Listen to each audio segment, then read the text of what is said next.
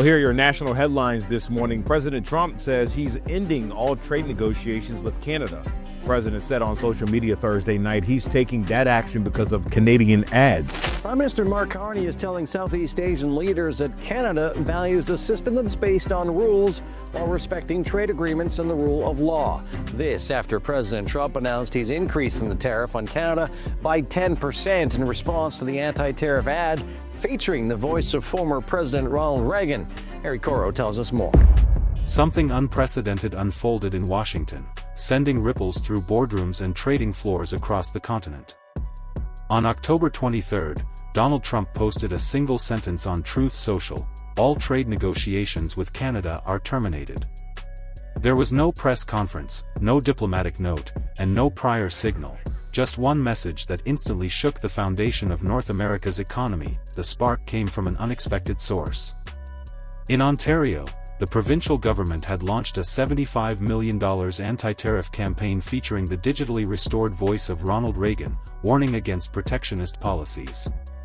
Trump called the ad fake, accused Ottawa of crossing a line, and within minutes transformed a provincial publicity stunt into a geopolitical confrontation. Within 24 hours, U.S. markets reacted sharply.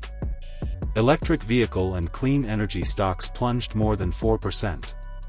Investors scrambled for clarity while supply chain executives warned of immediate disruptions across industries dependent on Canadian minerals and metals.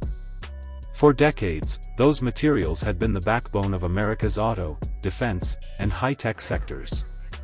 Now, almost overnight, that supply line was in jeopardy. Canada's mining wealth has long been exceptional.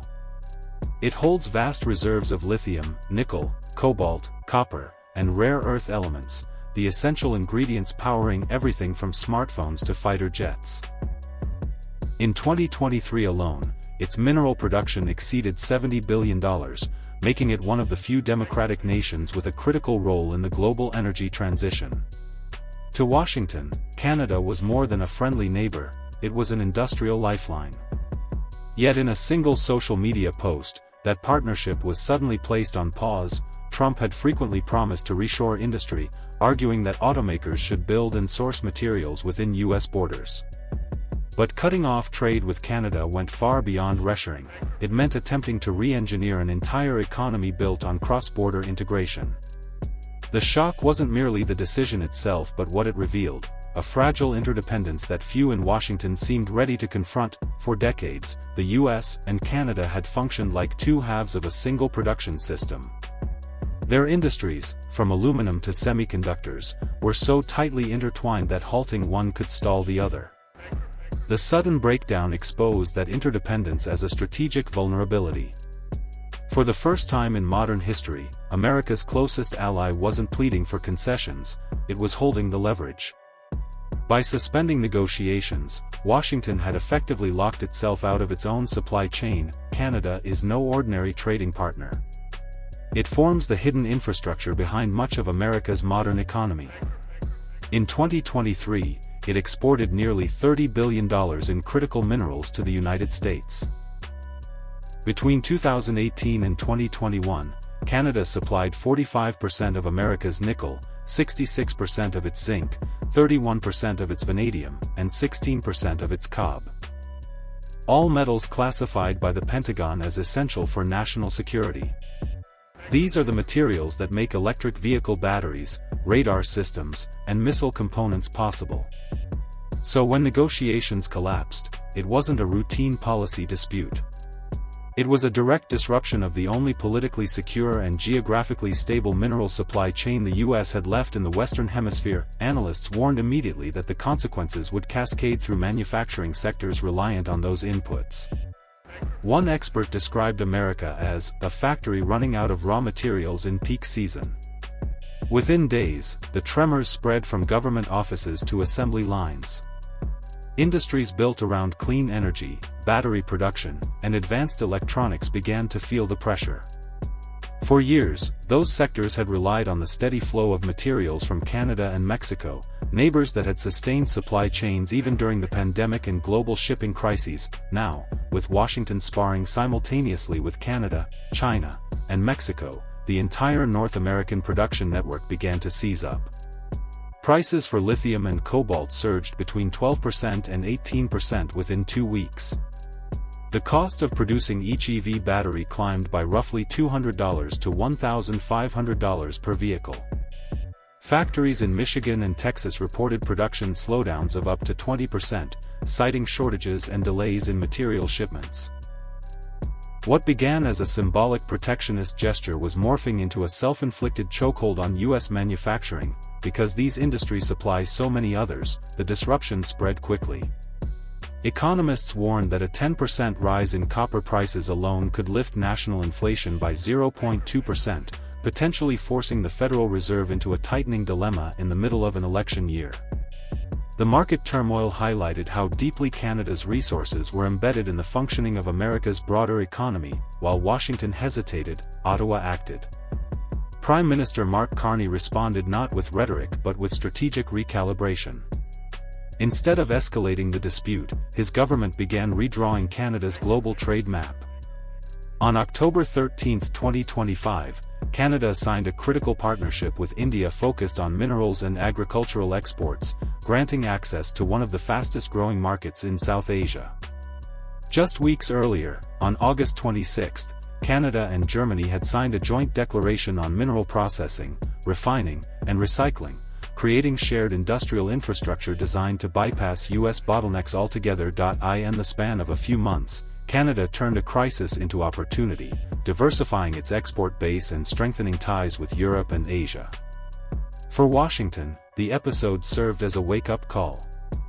It revealed the limits of economic nationalism in a world defined by interconnected supply chains. A single sentence, posted online without warning, had redrawn the contours of North American trade and exposed the fragile underpinnings of America's. Soon after, Japan and the European Union entered bilateral agreements to align data standards and sustainability rules for critical mineral production.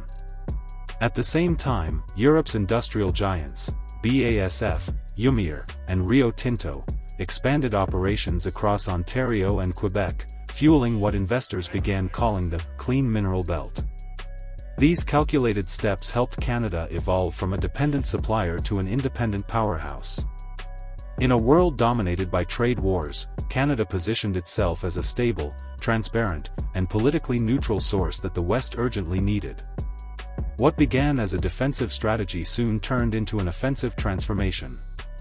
While the United States turned inward, Canada looked outward, connecting its resource-rich territories to advanced economies and reshaping the supply chains underpinning Western industry. Under Prime Minister Carr's leadership, Ottawa redefined its global identity as the architect of the Western Mineral Network.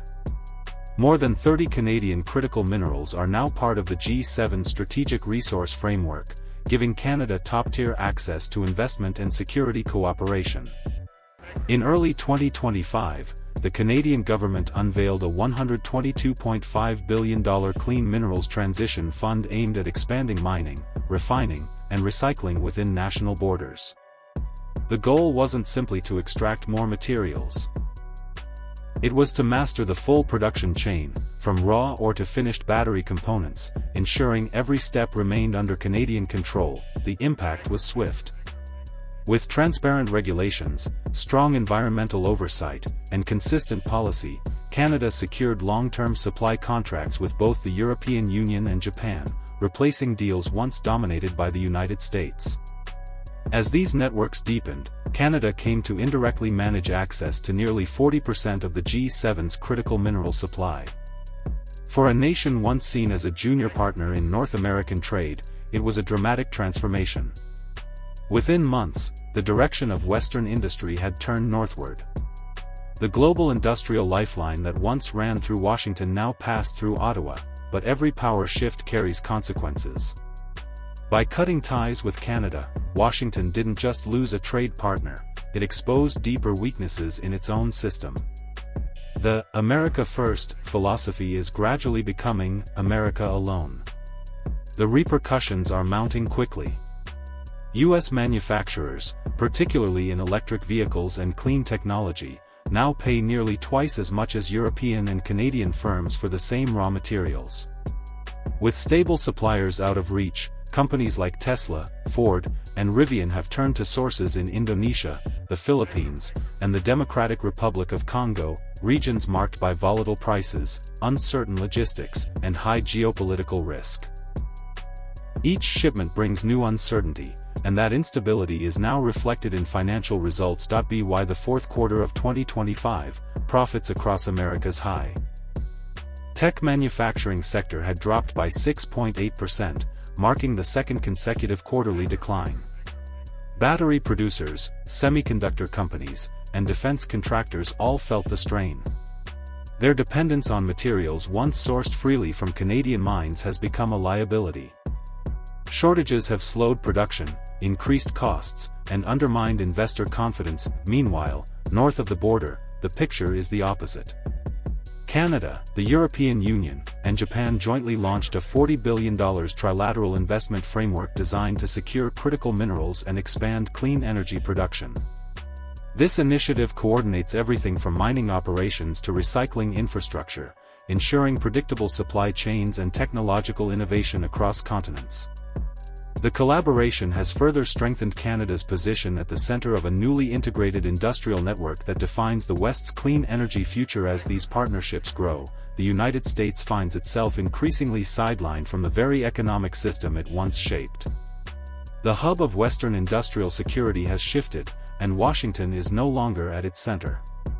The isolation is already visible in trade data. American manufacturers face rising costs and longer delays for key imports because they now depend on intermediaries, often European corporations, with direct access to Canadian suppliers. Every added step raises expenses and extends delivery times. Supply chains that once took weeks now take months. In industries where speed determines competitiveness, such lags can mean the difference between success and collapse. The rest of the world is watching closely.